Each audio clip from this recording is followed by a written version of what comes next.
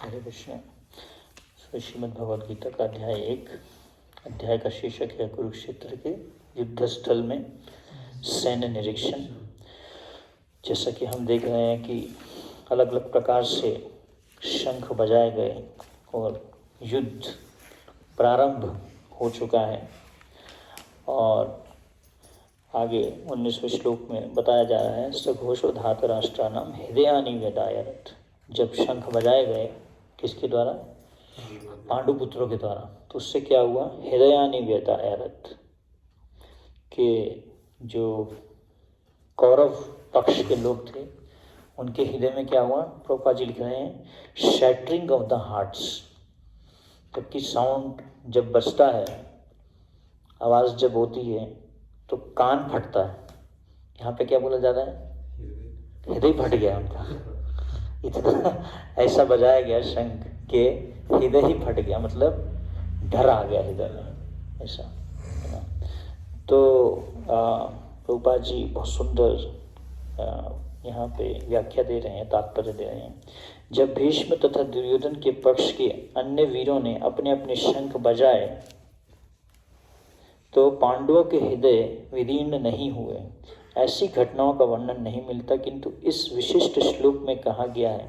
तो ऐसा नहीं हुआ कि पांडवों को भी ऐसा महसूस हुआ जब कौरव पक्ष के लोगों ने शंख बजाया, लेकिन जब पांडव पक्ष के लोगों ने शंख बजाया तो कौरव पक्ष जो था, जो दुर्योधन की साइड में, उनके हृदय में जो है एक विदीर्णता आई। ऐसी घटनाओं का वर्णन नहीं मिलता, किंतु इस विशेष श्लोक में कहा गया कि पांडव पक्ष के शंखनाद से धृतराष्ट्र के पुत्रों के हृदय विदीर्ण हो गए। इसका कारण स्वयं पांडव और भगवान कृष्ण में उनका विश्वास है। परमेश्वर की शरण ग्रहण करने वाले को किसी प्रकार का भय नहीं रह जाता, चाहे वह किसी भी विपत्ति में क्यों ना हो। प्रभुपाद जी बहुत सुंदर बात यहाँ पे बोल रहे हैं कि जो भगवान कृष्ण का आश्रय लेता है तो उसके हृदय से क्या हो जाता है? भय खत्म हो जाता है। अभय चरणार विंदरे दुर्लभ मानव जन्म सत्संगे, है ना। तो भज हुए माना श्री नंद नंदन अभय चरणार विंदने, फियरलेस हो जाता है किसी भी प्रकार का। अभयम सत्व संशुद्धि ज्ञान योगा व्यवस्थित। सन्यासी का एक लक्षण है कि वो क्या होता है? अभय होता है। उसके हृदय में किसी भी प्रकार का भय नहीं रहता। भय मतलब इनसिक्योरिटी, है ना। इनसिक्योरिटी, अरे आज मेरे पास में धन नहीं है, आज मेरे पास में ये वस्तु नहीं है, तो उसके मन में ऐसा असुरक्षा का भाव नहीं आता। उसका हृदय कभी भी असुरक्षित नहीं फील करता। अवश्य राखी भी कृष्ण इति विश्वास। भगवान कृष्ण जो है वो मेरी रक्षा करेंगे। किसी भी परिस्थिति में जो भक्त है वो क्या करता है? कभी भी भगवान के आश्रय को नहीं सोचता, स्पेशली जब विपत्ति की परिस्थिति आती है। जनरली जब विपत्ति की परिस्थिति आती है तो सबसे पहले हम माला ही छोड़ देते हैं। माला में मतलब मन ही नहीं लगता। जब विपत्ति आ जाती है, टेंशन आ जाती है ना, बहुत ज़्यादा। इसलिए जो भगवद गीता भगवान कृष्ण ने 5 स्टार होटल में बैठ के नहीं बोली। कहाँ पे बोली? विपत्ति की स्थिति में जाके बोली। ऐसी स्थिति में जहाँ पे एक बहुत बड़ी विपत्ति आई है, अर्जुन भी देख के परेशान है और ऐसे लोगों को मारने के लिए बोला जा रहा है, अर्जुन की आसक्तियों को काटने के लिए बोले, और भगवान कृष्ण ने जाके सीधा रथी वहाँ जाके खड़ा कर दिया जहाँ से उनको हेल्प मिलता था। अर्जुन को सीधा उन्हीं के सामने खड़ा कर दिया, उनके गुरुजनों के सामने और उनके स्वजनों के सामने, परिवार वालों के सामने। बोल रहे हैं अभी मारो इनको। भगवान बोल रहे हैं अरे ये क्या बात हुई, कैसे मारूं मैं, कैसे इस आसक्ति को तोड़ सकता हूँ मैं, है ना। तो सीधा आसक्ति के सामने भगवान ने लाके खड़ा कर दिया। तो एक तरफ भगवान कृष्ण थे और एक तरफ अर्जुन की आसक्ति खड़ी थी। अब अर्जुन को चूज करना है, चॉइस करना है ना। ऐसा होता है जब ब्रह्मचारी ज्वाइन कर लेते हैं आश्रम में, तो फिर थोड़े टाइम बाद माता पिता आ रहे हैं, फाइट होता है उसमें थोड़ा सा। अब उसका दिल तो पिघलता है, हृदय पिघल जाता है कि हाँ अभी क्या किया जाए, थोड़े टाइम के लिए घर होके आ जाता हूँ माता पिता को शांत करके। ऐसा होता है, कॉमन है ये। तो एक तरफ किसी भी प्रकार की विपत्ति आती है तो सबसे पहले भक्ति पे उसका हमारा प्रभाव पड़ता है, तो ये बहुत ही कॉमन है। तो इसलिए भगवान ने अर्जुन को दिखाया इस चीज़ को कि देखो सामने भीष्म हैं, द्रोण हैं, और अभी आपको युद्ध करना है इनके साथ में, इन्हीं को मारना है ना। तो इसलिए प्रभुपाद जी बोल रहे हैं कि जो पांडवों ने जब शंख बजाया तो बहुत कॉन्फिडेंस के साथ में बजाया। उसके पीछे जो उनका भाव था वो क्या था? विश्वास था भगवान कृष्ण के ऊपर। ये फेथ बहुत इम्पोर्टेंट है। जब हम भक्ति करते हैं, भक्ति की ग्रोथ मतलब भक्ति में प्रगति अगर हमारी हो रही है तो क्या बढ़ रहा है? हमारा विश्वास बढ़ रहा है ना। इसलिए बोला जाता है अदौ श्रद्धा तथा साधु संग। सबसे पहले लिटिल श्रद्धा इज रिक्वायर्ड, थोड़ी श्रद्धा चाहिए। किस पे श्रद्धा चाहिए? भगवान और भगवान के भक्तों के आश्रय पे श्रद्धा चाहिए। गुरुजनों के दिए गए जो आदेश हैं उस पे श्रद्धा चाहिए। तो प्रभुपाद जी के पास में जो सबसे बड़ी संपत्ति थी क्या थी? उनके गुरु पे उनको विश्वास था कि मैं इनके वचनों का पालन करूँगा तो पूरे दुनिया में कृष्ण भावनामृत का प्रचार होगा। तो इस श्रद्धा फेथ था उनको, किस पे? अपने गुरुजनों के शब्दों पे। तो इसी प्रकार से ऐसी विकट परिस्थितियाँ जीवन में आती रहती हैं और आएंगी, हर एक के जीवन में आएंगी। ज़्यादा भक्ति अच्छी करेंगे तो अच्छी परिस्थितियाँ आएंगी और डिफ़िकल्टीज भगवान देंगे टेस्ट करने के लिए आपको, है ना। जितनी ज़्यादा आप अच्छी भक्ति करेंगे तो परिस्थितियाँ आएंगी। कैसी परिस्थितियाँ आएंगी? विकट परिस्थितियाँ आएंगी, जिसको कहते हैं टेस्टिंग सिचुएशंस, चैलेंजिंग सिचुएशंस। भगवान देंगे, ऐसी ऐसी परिस्थितियाँ देंगे, ऐसे ऐसे लोगों को लाके खड़ा कर देंगे आपके सामने। अब लगेगा अभी क्या करें, मन बिविल्डर हो जाएगा, घबराएगा, टेंशन में रहेगा। तो उसमें आपको चॉइस करना पड़ेगा कि कृष्णा को चूज़ करूं जहाँ पे आपको कुछ भी ज़्यादा नहीं मिलने वाला, माया को चूज़ करूं, किसको चूज़ करूं। तो ये एक चॉइस का परिस्थिति आता रहेगा। तो इसलिए बड़े से बड़े दुख भी आए, जैसे प्रहलाद महाराज के जीवन में। प्रहलाद महाराज जब भक्ति किए तो उनको तो कितनी डिफ़िकल्टीज आई। उनके पिता ने ही उनको मारने की अलग अलग तरीके से कोशिश की, अग्नि में डालने की कोशिश, पहाड़ों से फेंका, अलग अलग तरीके से प्रहलाद महाराज को परिस्थितियाँ आई, परेशानी की परिस्थिति आई। लेकिन प्रहलाद महाराज ने कभी भी भगवान के आश्रय को बिल्कुल भी नहीं छोड़ा, रादर उनका शरणागति जो है और उसको बढ़ाया। तो इसलिए ये चैलेंजेस हमारे जीवन में आते रहेंगे और उसमें हमें क्या करना है? विश्वास के साथ में, श्रद्धा के साथ में भगवान के नाम का, भगवान की भक्ति का उसको आश्रय लेना है। हर एक प्रॉब्लम का सॉल्यूशन भगवान की भक्ति में है। कोई भी प्रॉब्लम इस दुनिया में ऐसा नहीं है कि हमें एक पर्टिकुलर प्रॉब्लम को सॉल्व करने के लिए ये सॉल्यूशन चाहिए, ऐसा नहीं है। हर एक प्रॉब्लम को, अगर हमें दुनिया में किसी भी प्रॉब्लम को सॉल्व करना है तो हमें क्या करना है? जड़ में पानी डालना है, भगवान कृष्ण को प्रसन्न करना है, भगवत भक्ति करनी है ना। तो इसलिए यह प्रभुपाद जी यहाँ पे बहुत सुंदर बात बता रहे हैं कि जब उन्होंने पांडव पक्ष ने जब ये शंख बजाया तो यह क्यों उनके हृदय में ऐसा घबराहट हुई कौरवों के हृदय में? क्योंकि कॉन्फिडेंस के साथ में बजाया, विश्वास के साथ में बजाया कि हम जो हैं विजयी होंगे, क्योंकि भगवान कृष्ण का आश्रय है हमारे पास में ना।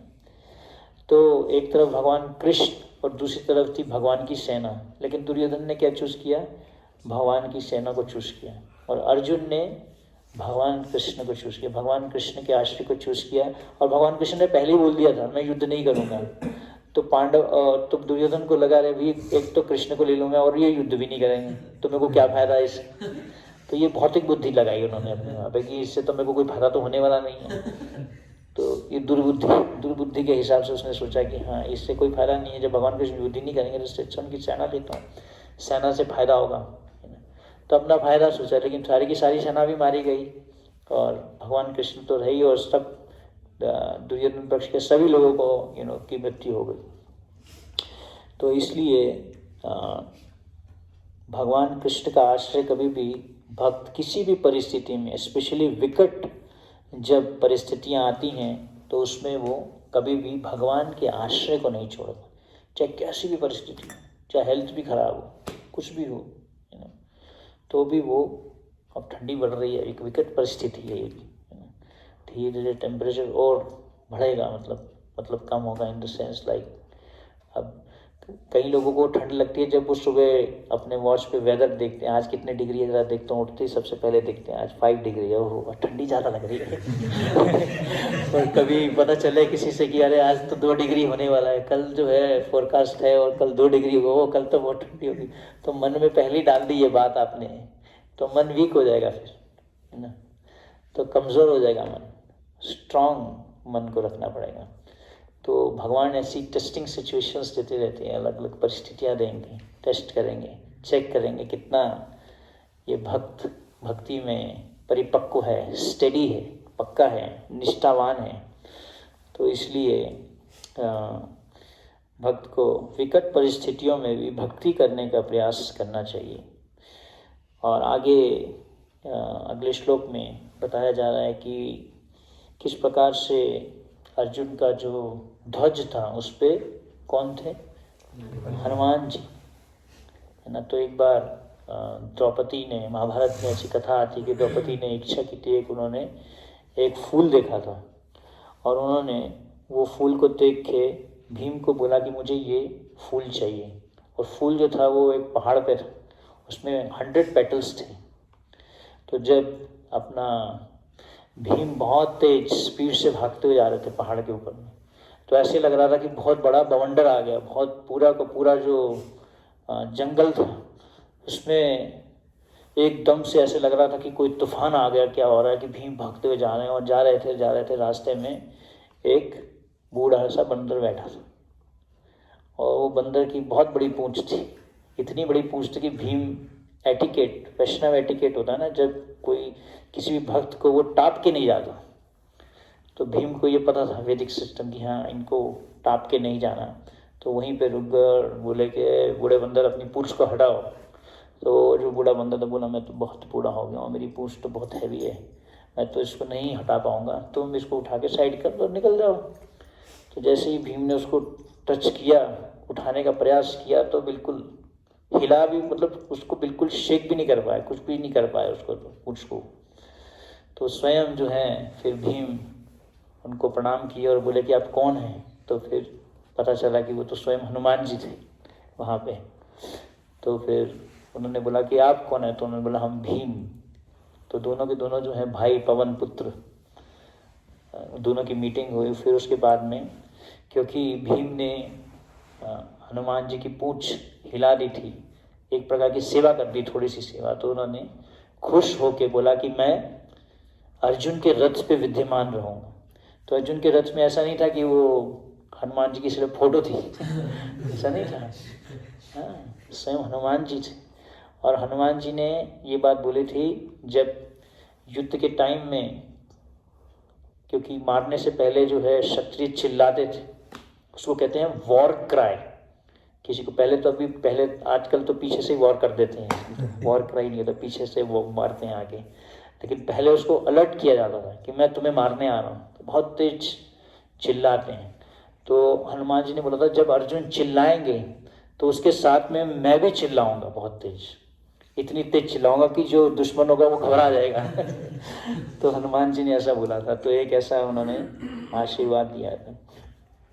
तो यहाँ पे एक अच्छा सा सिद्धांत हमें सीखने को मिलता है कि द्रौपदी जो है, जब उन्होंने वो फूल को देखा तो उन्होंने क्या सोचा, ये फूल मैं युधिष्ठिर महाराज के लिए चाहती हूँ, ये नहीं सोचा कि मेरे को फूल अच्छा लगता है, ये फूल मैं चाहती हूँ, मैं फूल लूँगी, है ना। कभी कभी हम जाते हैं और रास्ते में कभी कोई गुलाब का फूल दिखा, उसको तोड़ लिया और सूंघ लिया, है ना, ऐसा होता है ना। लेकिन भक्त जो है वो कभी भी फूल वगैरह देखता है, कुछ भी देखता है, तो वो क्या करता है, तोड़ता है और क्या करता है कि मैं कृष्ण को इसको अर्पण करूँगा, है ना, भगवान कृष्ण के लिए लेके जाऊँगा।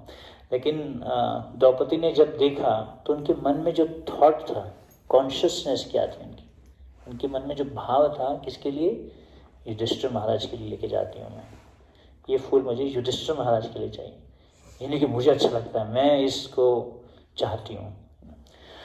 और भीम भी जो है उस फूल को लेने के लिए गए। ऐसा नहीं कि भीम को चाहिए था वो फूल, अपने लिए नहीं जा रहे थे, क्योंकि द्रौपदी ने उनको बोला था, द्रौपदी के इंटरेस्ट के लिए, है ना।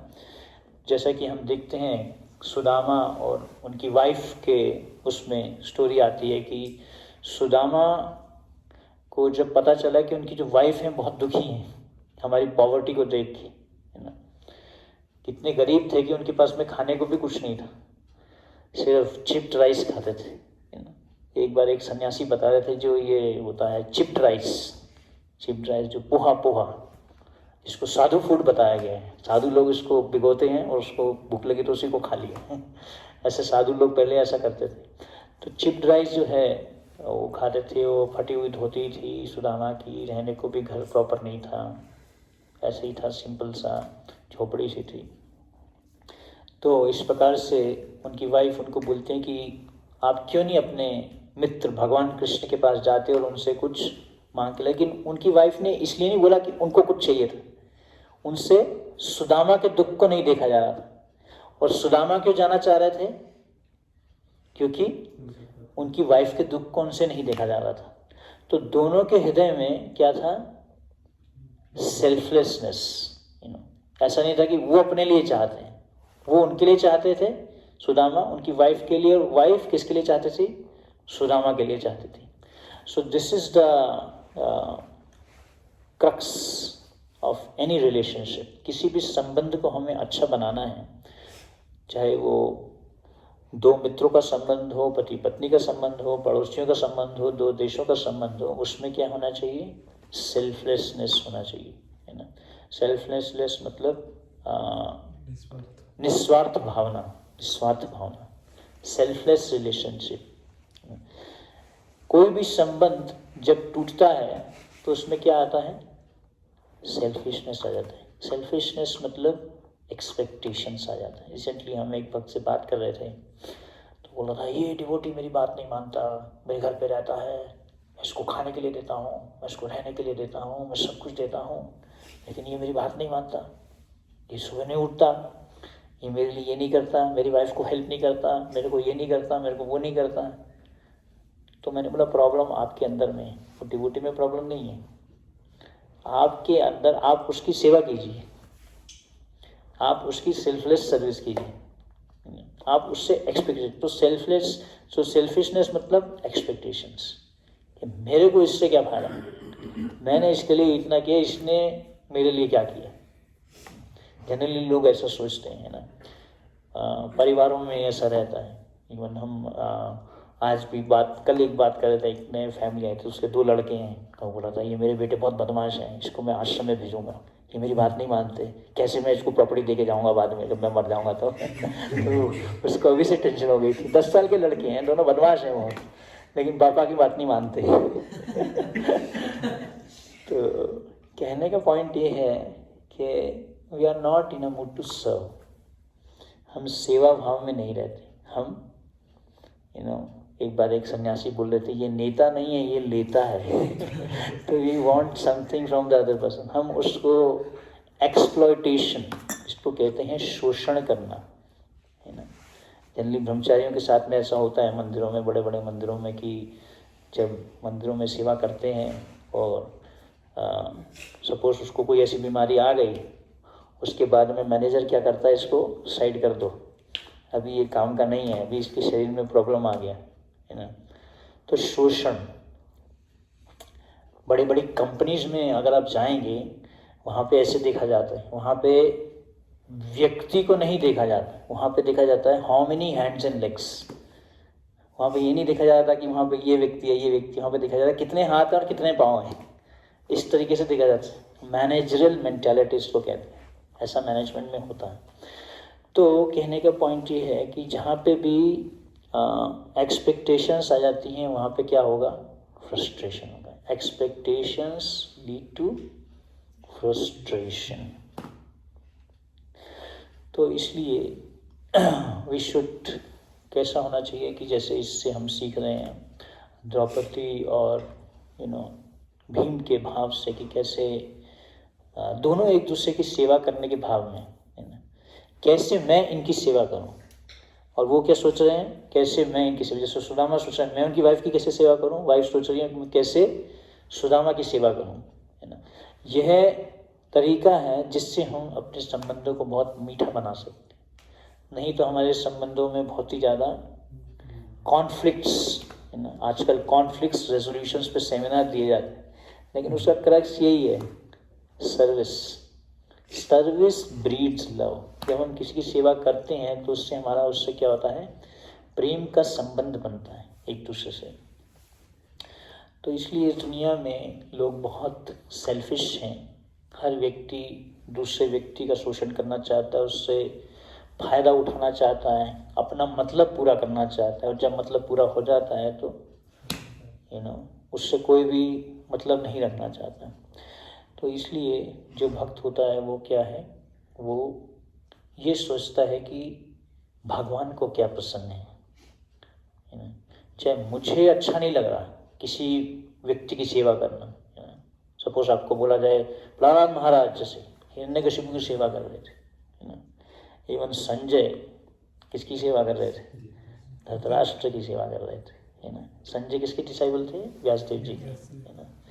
तो संजय का जो सर्विस एटीट्यूड था, it was fixed on Vyasadev, because Vyasadev wants me to serve this person, I don't like this person. ऐसे ही एक स्टूडेंट को कंपनी में जॉब करना चाहिए, कैसे, ओके यार ये तो बॉस मेरा टाइम खाता रहता है, मेरे को माला करने जाना है, मेरे को वृंदावन घूमने जाना है, मेरे को यहाँ जाना है, ये मेरे को शाम को काम दे देता है 6 बजे के बाद में। कई स्टूडेंट्स हमें ऐसा कंप्लेन करते हैं कि अरे शाम को जब निकलने का टाइम होता है ऑफिस से, उस टाइम में बॉस बुला लेगा 5 मिनट पहले, सब तैयारी मूड बन चुका है, अभी यहाँ से निकल के फ्राइडे नाइट को पहले मैं जब जॉब करता था मेरा ऐसा रहता था कि मैं फ्राइडे नाइट को अपना जाके सुबह सुबह जो है मैं वृंदावन के लिए सैटरडे को निकल जाऊँगा, संडे को रहूँगा और संडे इवनिंग को निकल के मंडे को जॉब ज्वाइन करूँगा।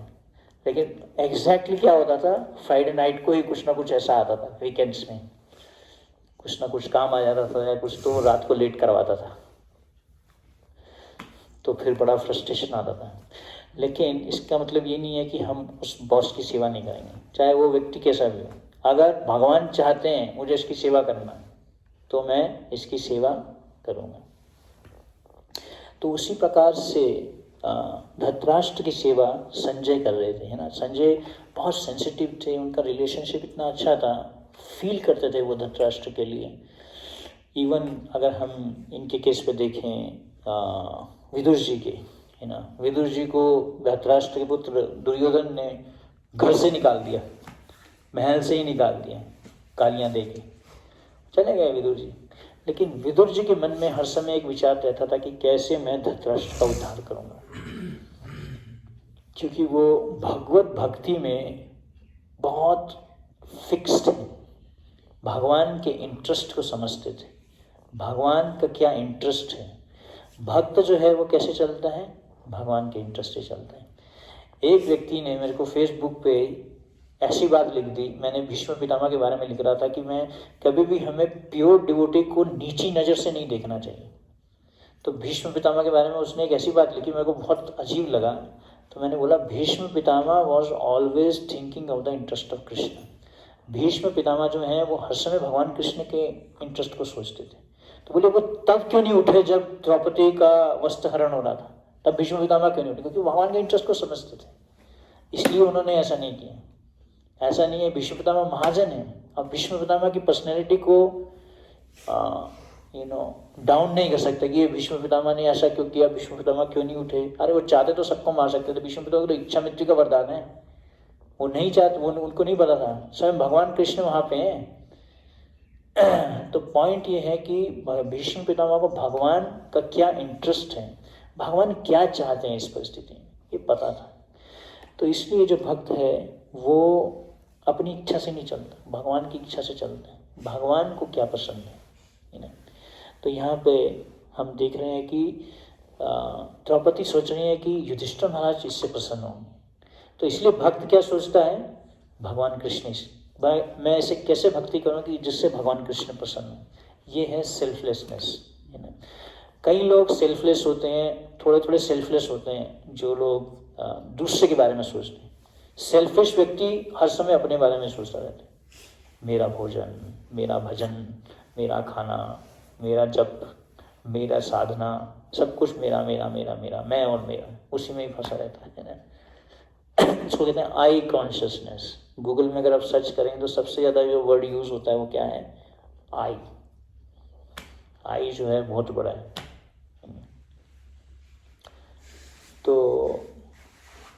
भक्त क्या सोचता है, you, what you want, what not like what I want, मैं क्या चाहता हूँ, भगवान क्या चाहते हैं, गुरु क्या चाहते हैं, कृष्ण क्या चाहते हैं, है ना, व्हाट यू वांट। तो यहाँ पे हम देखते हैं कि द्रौपदी ये सोच रहे हैं कि इससे बहुत प्रसन्न होंगे युधिष्ठिर महाराज, उनके लिए मैं जो है ये फूल तोड़ना चाहती हूँ, है ना।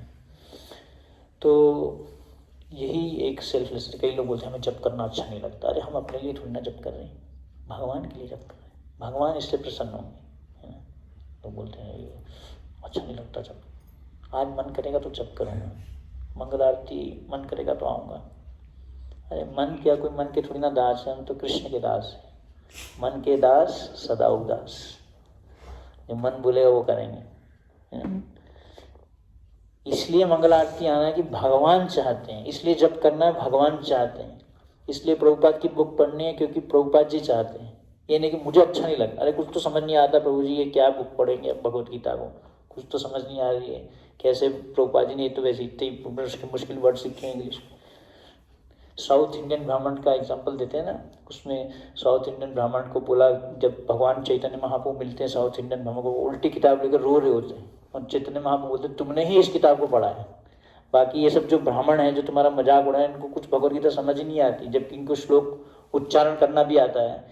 लेकिन असली था क्योंकि वो जो ब्राह्मण था वो, क्योंकि उसको उनके गुरु ने बोला था पढ़ने के लिए, तो इसलिए पढ़ रहा था, उसको फेथ था, मेरे गुरु ने मुझे पढ़ने के लिए बोला मैं इसको पढ़ूंगा। तो उसके हृदय में इतनी सुंदर सुंदर भगवान के प्रति फीलिंग्स थी। न उत्पादित यदि रतिम श्रम एव ही केवलम। अगर हमारा भगवान के प्रति फीलिंग्स ही नहीं आ रहा, भगवान के प्रति भाव नहीं आ रहा, तो जितने भी हम, चाहे कोई व्यक्ति 64 माला भी कर ले और दिन में 10 घंटा भी शास्त्र पढ़ ले, अगर उसके हृदय में दूसरे के प्रति और भगवान के प्रति फीलिंग्स नहीं आ रही, तो श्रम एव ही केवलम, ऐसा व्यक्ति बहुत ही ज़्यादा एक मेहनत ही कर रहा है ना। ऐसी भक्ति करने का कोई फायदा नहीं जब तक आपके हृदय में भगवान के प्रति फीलिंग्स नहीं आ रही, है ना। बाकी सब चीज़ें अलग हैं, असली चीज़ है भगवान और भगवान के भक्तों के प्रति क्या होना चाहिए, एक अच्छी पॉजिटिव ग्रेटफुल सेल्फलेस सर्विस वाली फीलिंग्स आनी चाहिए। ये आ रही हैं तो फिर आपकी भक्ति में प्रगति हो रही है। तो कहने का अर्थ ये है कि अगर हम इसलिए शास्त्र नहीं पढ़ते क्योंकि हमें अच्छा लगता है, ये वाली बुक पढ़ूंगा, ये वाली बुक मेरे को अच्छी लगती है, प्रभुपाद लीलामृत, सब बोलते हैं प्रभुपाद लीलामृत पढ़ लूँगा प्रभु जी, भगवत गीता मत दो पढ़ने के लिए, बोरिंग लगता है। अरे इसलिए थोड़ा ना पढ़ना है कहीं स्टोरीज पढ़ने के लिए बहुत उत्साहित होते हैं। एक डिवोटी मैं उसको जानता हूँ, मेरे को बोलता है प्रभु जी मेरे को वो लेक्चर चाहिए जिसमें बहुत सारे स्टोरीज हो, I want to hear stories. If you hear stories, you'll get bewildered.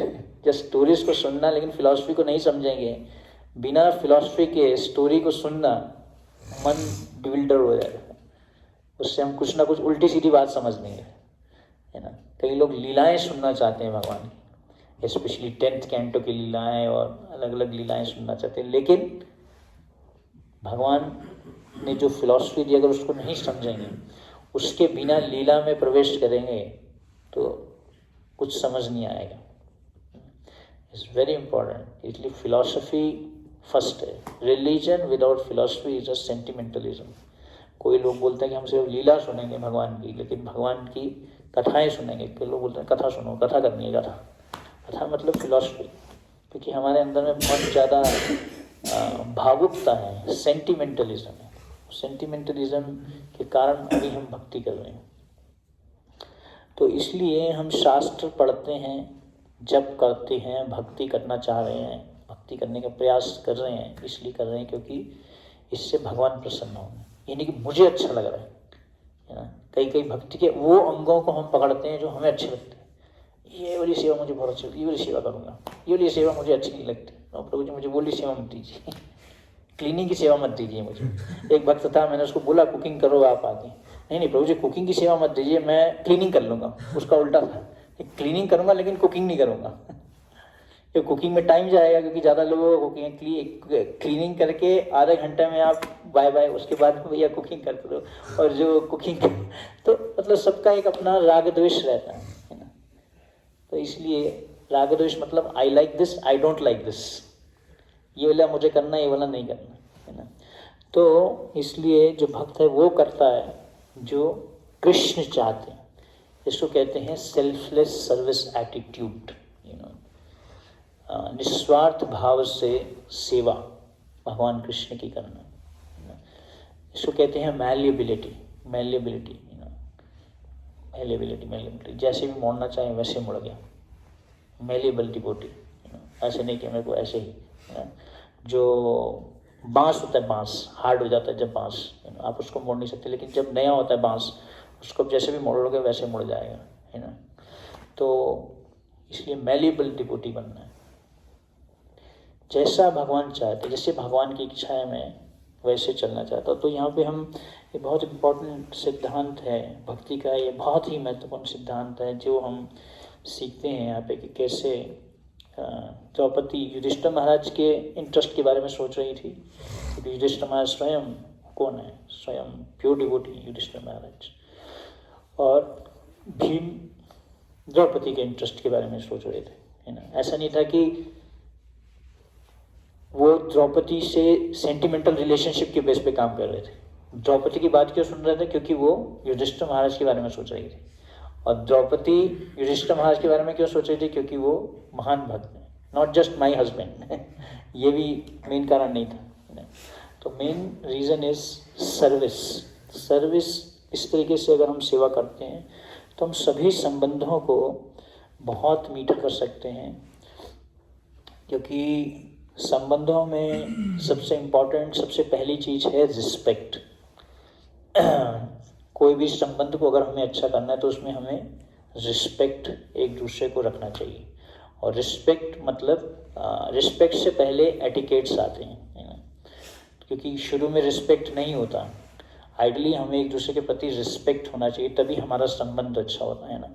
इसलिए हमें ऑब्जर्व करना चाहिए कौन डिवोटी क्या सेवा करता है, और उस डिवोटी की सेवा देख के we should feel grateful to that devotee, है ना।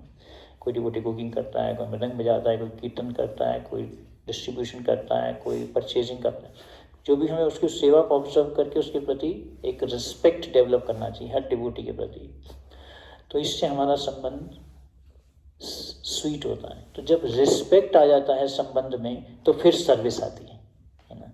पहले क्या आता है, रिस्पेक्ट, लेकिन रिस्पेक्ट से पहले ओबीडियंस आता है ना। क्योंकि ओबीडियंस में प्रेम भी नहीं रहता, रिस्पेक्ट भी नहीं रहता, लेकिन एक रहता है कि हाँ मैं इनको ओबे करना चाहता हूँ, है ना। तो इसलिए इस प्रकार से हम अपने संबंधों को अच्छा कर सकते हैं। इसलिए भक्ति में वैष्णव एटिकेट को पालन करना बहुत जरूरी है।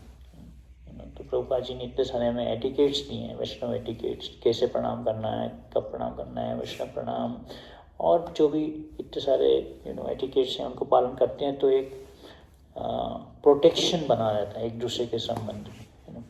तो इस प्रकार से हम फिर अपने संबंधों को बहुत ही मीठा और अच्छा कर सकते हैं। किसी का कोई एक प्रश्न है तो ले सकते हैं, और the time is almost over. Hare Krishna. Shrimad Bhagavad Gita की जय, श्रील प्रभुपाद की जय, निताय गौर प्रेमानंद।